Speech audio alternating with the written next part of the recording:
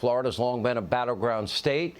This year, without a doubt, this is a must-win state for President Trump. According to a new report, Democrats are now turning out at a much lower rate than Republicans in the important county of Miami-Dade. According to Bloomberg, quote, Republicans currently have a 9.4% turnout advantage in Miami-Dade County, a place where analysts say that Biden will need a significant margin of victory to carry the state.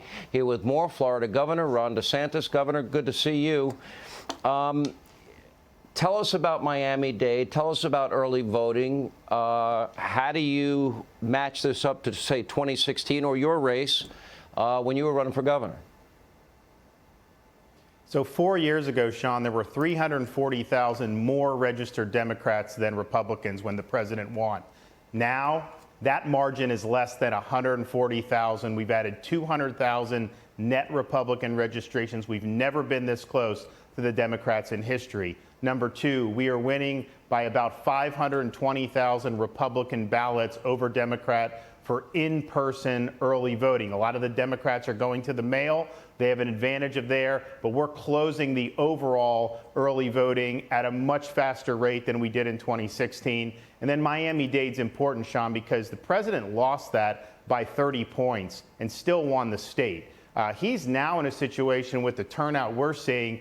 He may be able to cut that margin in half. In a county as big as Miami-Dade, that could be a 100,000 vote swing. And I can tell you, being down there, the Cuban-American community's fired up, the Venezuelan Americans, all the Hispanics who understand the threat that Marxism poses, they are rallying to Donald Trump. And so I think that was something he had to do better in Miami-Dade. And I'll tell you, I don't think we could have done any better up to this point, and I hope it continues. What are the other things that, anecdotally, that maybe you're hearing from the people in Florida, such an important swing state, as it relates to Joe Biden, you know, Mr. Dark Winter, doom and gloom, hide in the basement, not give answers about packing the court, which I still to this day cannot imagine he won't give an answer to that question. Because I think the answer is he will pack the court, and I think he'll be beholden to the left wing. What are they saying about how Biden has hidden basically the whole campaign? Well, I think it's been an absolute joke. If you look, he doesn't even know who he's running against. Sometimes he'll say he's running for the U.S. Senate. The other day he talked about George Bush. But I think his lockdown mentality, saying he would lock down the country, does not play well in the state of Florida. Sean, we have all 67 counties have schools open for in-person. We have 5 of the 10 biggest school districts in the country all open for in-person. Obviously, our economy's open.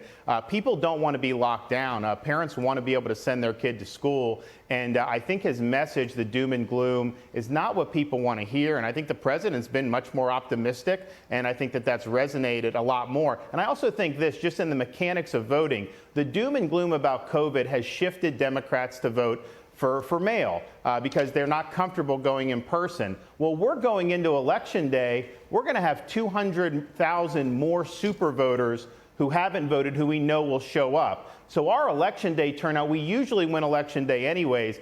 I think that margin is going to be even bigger this year. And I think part of that will be for some of the fear mongering that Biden has done. I think it's going to come back to bite him. All right, Governor, great to see you. We'll be watching very closely Florida, a great state of Florida, on Tuesday.